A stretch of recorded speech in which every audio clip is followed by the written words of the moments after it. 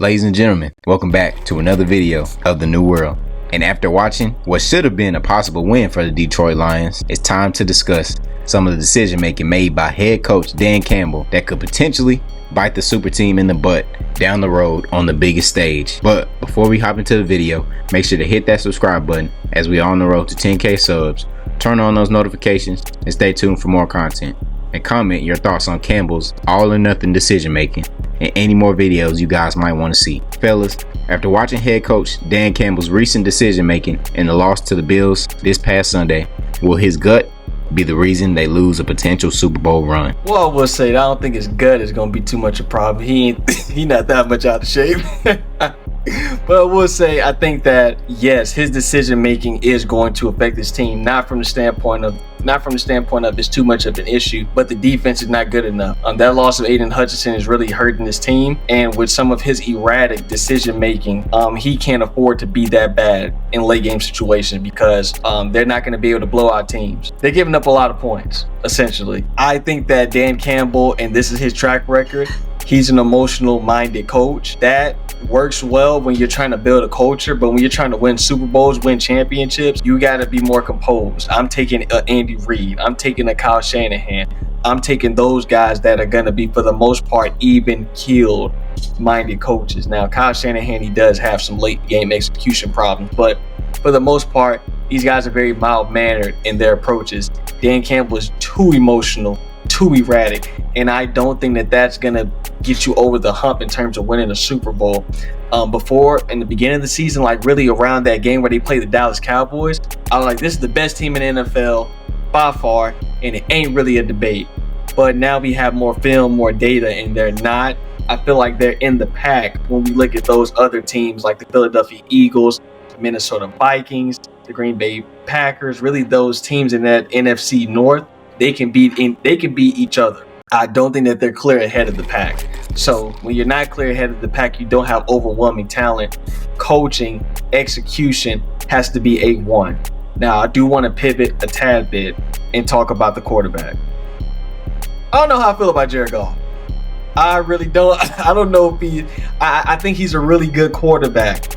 But like I said, what is the difference between him, Sam Darnold, and Jalen Hurts? What's the difference between these guys? And Jordan Love. Those four guys, like there's not one guy that's clear-cut better than the rest. So my thing is, Jordan Love, he may have a higher ceiling, but I just don't trust him, man. So I think that this NFC, we had a video about Josh Allen where we kind of talked about the AFC quarterbacks, and it's just really like night and day. Like they're on Mount Everest, and the NFC quarterbacks, they're in the dumps, essentially. Like they're in the basement. So I can't really take any of them seriously, because if we look at Jared Goff, this man, I'm not going to forget about this moment, even though they did win this game. He threw 5 interceptions in one game. Like, is this 2008? Like, niggas don't throw 5 interceptions anymore, man. Are you kidding me? Are you serious? So I'm not going to be able to get that out of my mind. There are just too many quarterback iffies when it comes to the NFC. So do they have the talent to get it done? Yes, because that running back duo is elite. It's the best in the league by far. They do have good weapons on the outside. Amon-Ra St. Brown, J-Mo is going to go over the top, tight end. So they have weapons. They have the talent. Pretty good offensive line. But that defense is not going to be able to hold up. And when you're playing games against the Philadelphia Eagles, who have a strong running attack with Saquon, and with that offensive line, is that front five, that front four on the defensive end, are they going to be able to hold up for 4 games? I don't see it. So we're going to see. Dan Campbell's going to have to do some really good coaching. Ben Johnson, I do want to say he is going to have a head coaching offer next season. He is just phenomenal, and he should be OC of the year, whatever that award is. He needs to win that. But defense has been bad, and Dan Campbell, he's a good culture starter. But what else is he good at? Like, he's good at giving speeches. But what else from a coaching perspective is he good at? Not much. So in terms of that, I don't know how much stock I have in this team. I think that they were much better last year. at the end of the season, but they didn't have that experience. And I really still feel like they should have went to the Super Bowl. 49ers was very fraudulent.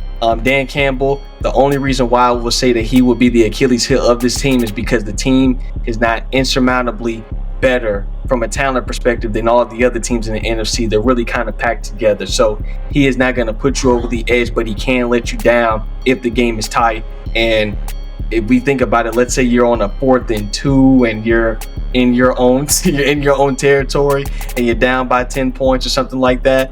Is he going to go for it in his own territory? Yes, he is, because he doesn't take into account situational football. He doesn't understand situational football. Or if he does understand it, his ego, he won't allow his ego is just getting in the way of his better judgment. How can I have a coach like that, man, if I'm really trying to win a Super Bowl? How can I have a coach if he doesn't take into consideration situational football? Because that's what the postseason isn't about. You're not going to blow out teams in the postseason, bro. You're not. You're not blowing out teams. These games are always going to be close. So is he going to have the right level-headedness to make good coaching decisions? I don't think he will. Yeah, I do think, Dan Campbell, he's definitely, basically the Detroit Lions, they're going to have to live and die by this sword that they have. And Dan Campbell is the sword, essentially. He is a great coach. He is a great motivator. He is very motivational. That being said, though, guts over rationale. And, the Detroit Lions, they have a very, very talented roster. Detroit Lions, honestly, outside of the Eagles, and you could possibly argue the Ravens, they have the most talented football team in the association with injury free. But that is their main problem at this moment. I think Dan Campbell, he's a secondary to the main issue. And the main issue is a lot of these guys are injured. And I understand that you're playing, high octane Buffalo Bills offense, who just came the last week off, last week they dropped 42. I understand this, but at a certain point, you're having guys consistently go out with injuries, and they have literally over 10 guys that just aren't starting. They're just not starting because they're out with injuries. And it gets to a certain point where you're relying so much on your safeties, and they do have arguably the best safeties in the league in Kirby Joseph, who everybody thinks is dirty for whatever reason. If I'm Kirby Joseph and I'm 200 pounds, sub 200 pounds, and I'm trying to tackle tight ends, of course I'm gonna go for their legs. Why would I not go for their legs? People are just acting like this dude is really trying to hurt these guys. No, I'm just trying to make a tackle. And then they have Brian Brent. So they have two of the best safeties in the league, but everybody else is suspect. They didn't get the pass rush wasn't really there against Buffalo, and I know Buffalo has a really good pass protection. I understand that, and they got one of the most difficult to guard quarterbacks, but they didn't get there on that. Their coverage really hasn't been the same in these last couple of weeks. They let up 31 points against the Packers 2 weeks ago. So they have really been reeling, and if you just look at the record, it's not really indicative of that, but they just have not been as great as they were early in the season, and that is okay. They came off early in the season really, really hot. They was blowing teams out by 40, 50, hanging up, 47 points on the Dallas Cowboys, hanging up 50 points against the Jaguars, and all that stuff is good and dandy, but in the postseason, as Miles said earlier, the games are going to be close. Games are going to go down to the wire, and coaching has to be there, especially if the quarterback you have isn't all-time great. The coaching got to be there, and if you got a coach who basically plays Russian roulette, in football, who just basically the chances are not even in his control. He's basically just throwing out all his cards. Chances are out of his control, and he's basically just winking on that. I don't know if you're going to be realistic football contender. And honestly, if they played against the Chiefs in the Super Bowl, I had these guys kind of winning earlier, but with the injuries that they're sustaining, they don't have Aiden Hutchinson anymore. He's out for the year. All these guys are IR. I'm not really confident in that pick anymore. I think Kansas City, if they do face them, they would three-peat. And as Mal said earlier, Jared Goff, I'm not really sold on Jared Goff too. I'm not gonna act like how I was acting with Bo Nix. I think Bo Nix is kind of I don't know what I think of Bo Nix. I don't know if he's average or good. And my thing with Jared Goff is I don't know if he's good or I don't know if he's elite, because if you look at the numbers, he's elite. but many people were telling me he was the best player on the football night the other night. I didn't see that. I saw 494 yards of mainly just open passes against soft coverage defense, and 5 TDs, which were, a lot on Yak. So I'm seeing a dude who's really not necessarily getting carried, but his teammates are doing a lot of the carrying, and he's a good quarterback. I know that he's a good pocket passer. He stays in the pocket. The play action is pretty much their thing. They want to run play action. They want to run the football down your throat, and then if you commit on the run, they want to run play action, throw the ball in the middle. I get that, but I don't know if I get Jared Goff being a Super Bowl winning quarterback. And it's kind of funny because Jared Goff is kind of unironically the most lucky quarterback I ever seen. Like, this dude was playing with the Rams, and the main weak point with the Rams when they played the Patriots a couple of seasons ago was Jared Goff. And that's why that's basically why the Rams gave up on Jared Goff, and they got Matthew Stafford, and he brought him a ring. So I don't know if Jared Goff can will me to a championship. Honestly, he's giving me a little bit of Jimmy Garoppolo on that last drive and the Super Bowl against the Chiefs, where he went out there and you just know he's not gonna get the job done for you.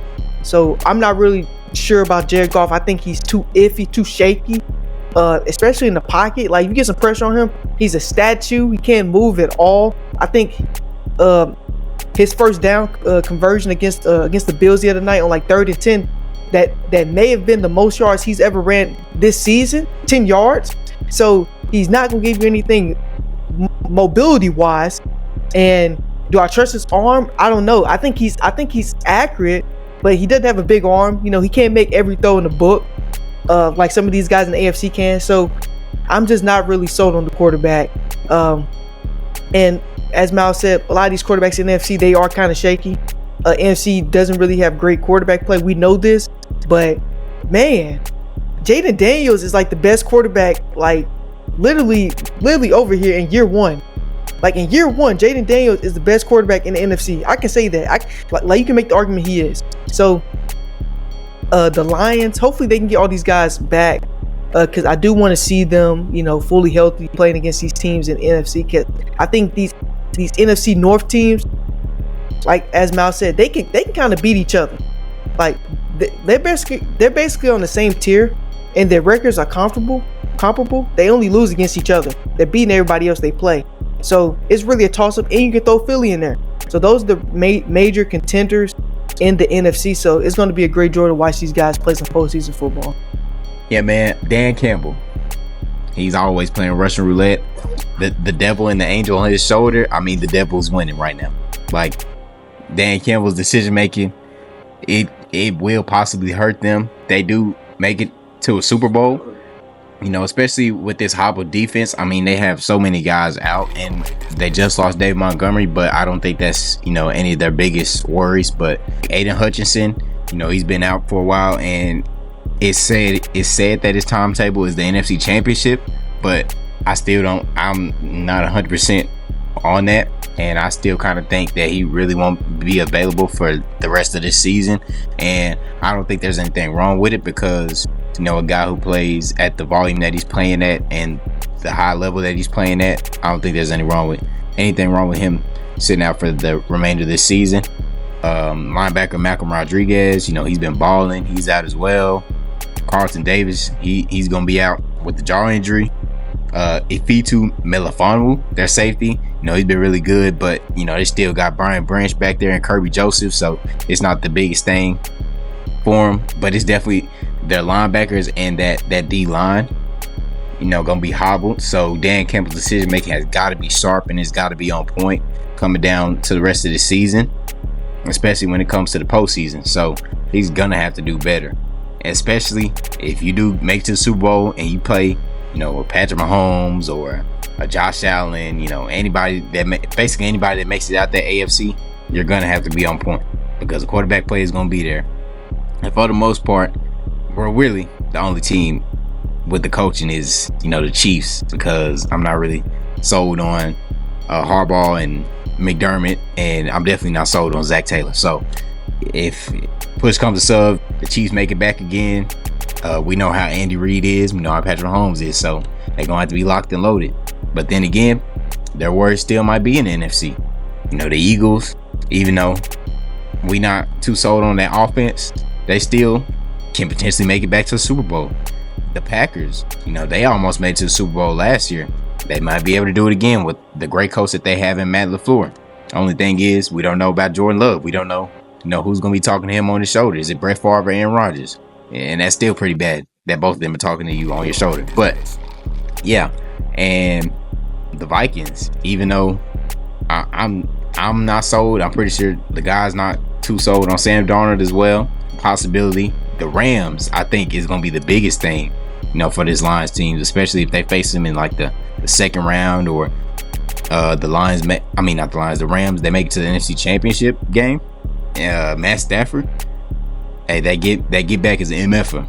Stafford gonna be looking to get his get back in Detroit, so Lions better get ready, because the Rams are definitely a big sleeper. But that's been a big factor. We do kind of have a game manager in Jared Goff, so when it comes to the quarterback play, they're kind of at a disadvantage when you're going against, you know, those AFC guys. And it's really tough in the NFC because, I mean, a lot of these quarterbacks have been more so managing, and the most that I can say is kind of dominating more than like the Jared Goff or Jalen Hurts or something is, I guess, like Baker Mayfield and Jaden Daniels. Like that's about it. So that's that. But other than that, I really think the Lions can make it to the Super Bowl, because, yeah, like I said, the quarterback play is kind of, you know, not really there for these other teams. I think their biggest worry will definitely be the Rams more than the Eagles. I don't think the Eagles will be prepared for them. I don't think the Bucs will have the firepower for the Lions. The Commanders, they won't have the firepower for them. You know, their defense isn't very good. And yeah, it's between the Rams and the Packers, but, you know, they make it to that Super Bowl. It's definitely we definitely gonna be in for a good one.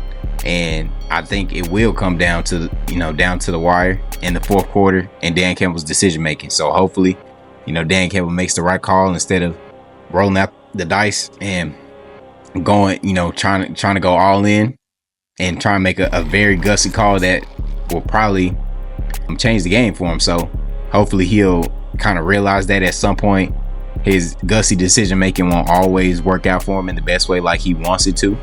And yeah, hopefully he'll learn from it. I did want to say this. We've kind of been talking about what our NFC picks are going to be.